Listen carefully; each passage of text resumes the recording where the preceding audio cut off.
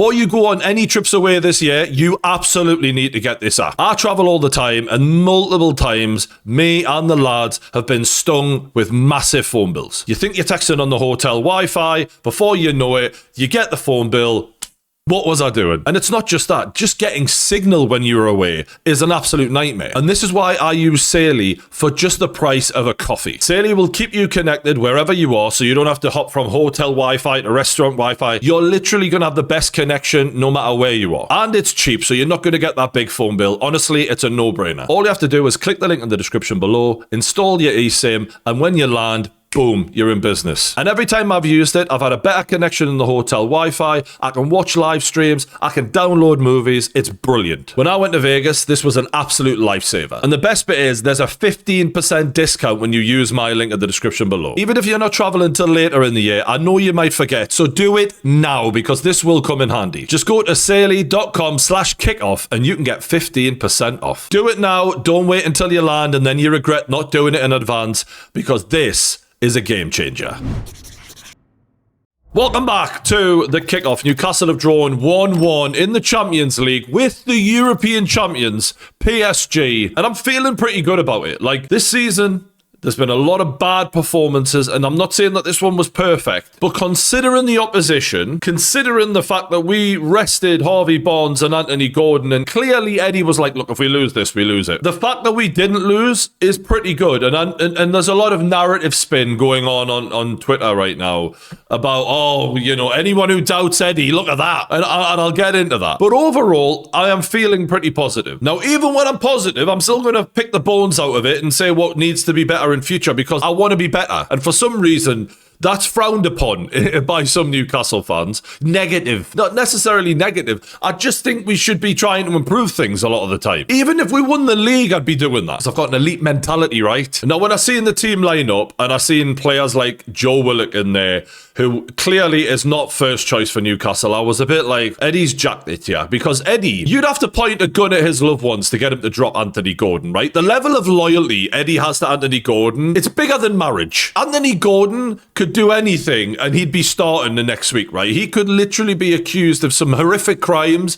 and Eddie Howe would stick by him. There wouldn't be no Mason Greenwood situation with Anthony Gordon. Eddie is loyal. Why do I always have to take it there? It's so controversial. There's no need for it, Brian. Come on now. I'm just trying to say he's loyal. I didn't need to say it like that. And look, I get Eddie had one eye on the Liverpool game at the weekend, and really, the Premier League should be our priority. So I do get that. But Eddie never rotates. He rotates to the minimal level and then complains about fatigue later. And it's like, well, you make one change a game, bro. Like, he's been very clear in, I only believe in 11 players, and I don't really believe in these other guys. So to see them in the team, I did feel a bit defeated before the game started, and it really wasn't helped by the fucking referee. So you see here, the ball hits Barcola on the arm. Handball. Obviously, it's an accidental one because it's bounced straight up from Dan Burn, but it's a handball. In Europe, that is, because you know it's freaking mental in the Champions League. It then bounces from his arm onto Lewis Miley's arm, and we get a penalty given against us for handball. I'm like, hold on a second.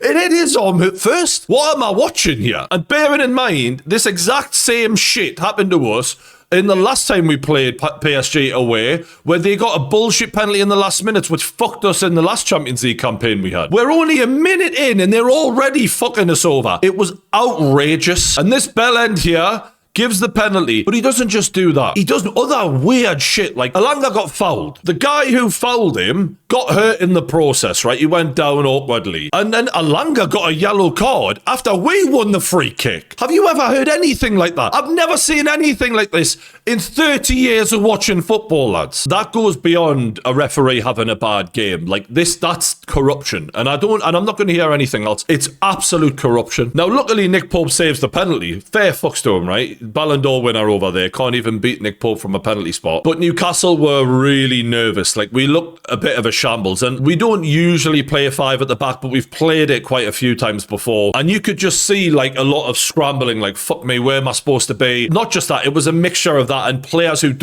not normally starting for us. Dan Burn only just come back into the team after breaking a rib crib like a couple of months ago. There was a lot of change, and I think you can excuse that. We're playing the European champions. There's a lot of nerves, but to be fair to the lads, they did get a grip on the game and they did settle into it. Unfortunately, we had to concede this goal in order for us to settle into it. And you look here, it's just criminal, isn't it? Letting them shoot cleanly from the edge of the box like that with no one in the way. It was disappointing to concede that. Actually, at that point, I remember thinking it's just going to go from bad to worse here.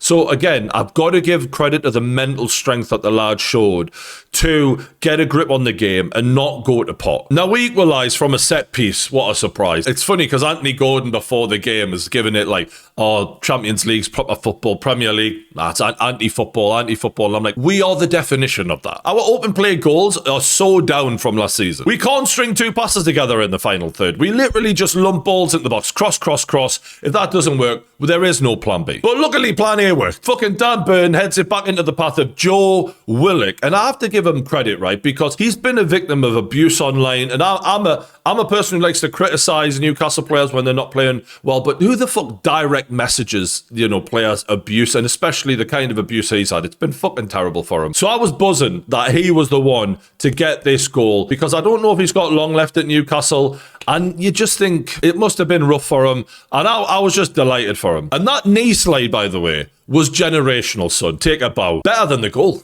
honestly. And actually, the more the game went on, the more I thought we could have won this. And we should have won it, because PSG defensively were average. And it comes back to the same problems that Newcastle have in attack. It's so disjointed a lot of the time. And Voltemora, he's always isolated, and as is Wissa. That's the beauty of seeing the rotation. As much as I prefer Voltemora, people said, oh, it'll be Wissa. When Wissa plays, he'll be the answer. We play Wissa, he's just as isolated. Because the problem is not with the strikers. Yes, they're not perfect, no striker is, but it's the system. And when you fire a ball the way we fire the ball at Voltemora in complete isolation, yes, it will bounce off him sometimes, because it's not like he's got players around him that he can just lay it off to. They're fucking miles away a lot of the time. And I honestly have never seen a striker in my life get worse service than Voltemora. This is the worst service. I've watched Newcastle 30 years.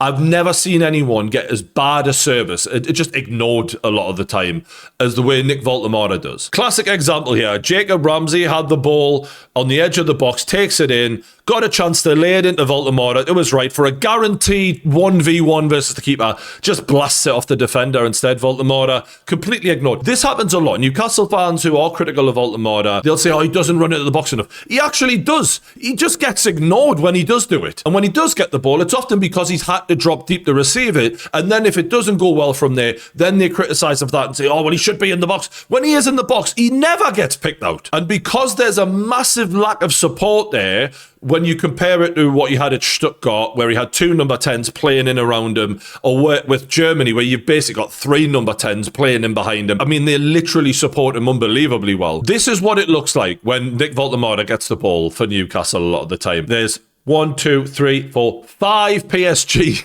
defenders around him. And yes, there's Newcastle players arriving, and he actually does pick one out, thank God. But this is what he's dealing with. And that is why you'll notice Nick Voltemora, because his runs are ignored, and because when he is found, he's completely isolated, he never gets shots at goal. You will never see Nick Voltemora 18-yard box on the edge or inside, just having a shot at goal. The only thing he gets is headers, and that isn't his strongest part of his game. He's great with his feet. He's not a natural target man. That's something that he's going to have to work on. So when Newcastle fans see him getting a header, and it doesn't always, go into the back of the net, even when it's a very difficult chance a lot of the time, because lo and behold, we're shit at crossing. We cross the most. We're the worst at it. He gets massive amounts of criticism, and I'm just watching I feel so sorry for this kid, because he came to us as a ball-playing striker, someone who wants to play football, get it on the deck. He's completely isolated. They never pick out his runs, and they just hoof balls into the box and hope that he can head it in the back. Like, a lot of the time, those crosses are shit. I think he's the most unfairly criticised player in the Premier League. But one thing's for sure, when he plays, he's absolutely better than Wissa. And for me, he offers so much more. And yes, sometimes it doesn't go right for him, but he still offers so much more than Wissa does. And if Eddie can just have a conversation maybe with our attacking midfielders, our wingers, we don't really have attacking midfielders, fucking the flat three. Just tell him to pass him the ball when he makes a run into the box. It's just an idea. I've had. Maybe, just maybe, he might score a fucking goal. Because actually, when he did get chances earlier this season, he showed he was an elite finisher. But now, because he's missed a couple of headers, he's useless. As a 23-year-old kid in a new league, I just think, like, we got to fucking back this kid and we got to get behind him. It's 60-odd million we paid for him. Give him support, play a number 10 in around him, and give him some fucking proper service. And then, if he's missing a bunch of chances like Darwin Núñez did for Liverpool, fair enough. But when he's not even getting past the fucking ball for a clear one-on-one and he doesn't get a chance, well, how much can we fucking criticise? But look, I've got to give credit to some of the players' performances. I thought Jacob Ramsey had his best game in a Newcastle shirt. And look, it's long overdue. He hasn't been great for us so far. And I'm not just going to be like, right, that's it, 40 million justified after one game. A lot of Newcastle fans, we're the worst for that, right? We have one good performance and it rewrites history. I'm not doing that. Like, you got to keep this level up now. I'm impressed. Keep impressing, because 40 million is not what I want to see spent down the drain, and we've had a few of that. Speaking of which, Alanga, he was better. More of that. In order to get their confidence higher, you've got to fucking play them, and you've got to play through some of their mistakes, and you've got to give them a chance to build up confidence, even if they are making mistakes. And Eddie needs to do that with Alanga. Expecting him to just come on here and there as a sub and just immediately be fucking class is not going to happen. And that's actually why he killed Voltemada's confidence, ironically, doing shit like that. Eddie's had a nightmare impact on Voltemada since the start of the season. It all kind of happened at Man United, where Voltemada got shit service, it was a shit game, he was played in isolation, and Eddie dropped him on the basis of that after he'd scored 2 against Chelsea. And it's like, what the fuck are you expecting? Like, we need to be realistic. I thought Lewis Miley at right back playing against Bacola just had an unbelievable game. Like, for a 19-year-old centre midfielder, I'm watching him going, you literally are England ready now. Play him, put him in the England squad, because he can play in multiple positions. He's a safe pair of hands. You can give him great experience for when it's really his time to be starting games in a World Cup. And I thought the defence was fairly solid. Dan Burn, man of the match, fair play. Fucking leader. We're really needing that right now, because in games like that, where you're lacking Bruno, where Kieran Trippier's not playing, we need people who are going to stand up and marshal this team, and he did that. And I've got to give Eddie Howe credit, right? As much as I kind of wanted us to have a bit more of a go at it, because we technically had nothing to lose. If we had have done, we might have got battered. And I think this is going to be good for our confidence, and getting a team with a lot of players who aren't first teamers in there to get a result like that was a really good effort. But there's a lot of people online who are now saying that everyone who has criticised Eddie Howe and thought that we should look for a new manager potentially, they've been silenced now. That proves it. No, it fucking doesn't, man. I've always said Eddie Howe can get a good result against a top team in a one-off game. That's never been in doubt. The problem is the consistent poor performances this season. This draw against PSG is good result, good effort. It doesn't negate the performance against Sunderland, the performance against Man United, the performance against West Ham, the performance against Brentford, the performance against Wolves. It doesn't eradicate all that. One game doesn't erase anything. Now go and prove that this is the level that you can maintain. Now go and get Champions League football next season, which is what we should be getting for the amount of money you spent. Now start putting regular good performances together instead of the massive drop-offs we see on a regular basis. If anything, this should add more pressure on Eddie. You've proven you can do it against PSG. You should be able to do this far more often than you are, because the consistency actually has been there. We've been consistently shit a lot of the time this season. The freak results are the good performances. Even when we win, we've often been bad this season. So everyone now saying that this one game disproves every criticism of Eddie Howe this season, you're a fucking idiot. And I hate to say that, but it's true, man. I've even seen people go, oh, people are saying Eddie Howe, he's only got plan A and he hasn't got a plan B. Well, there was your plan B. See, he has got new ideas. Mate, he's played 5 at the back against Leeds away earlier this season. He's played 5 at the back plenty. The complaint from fans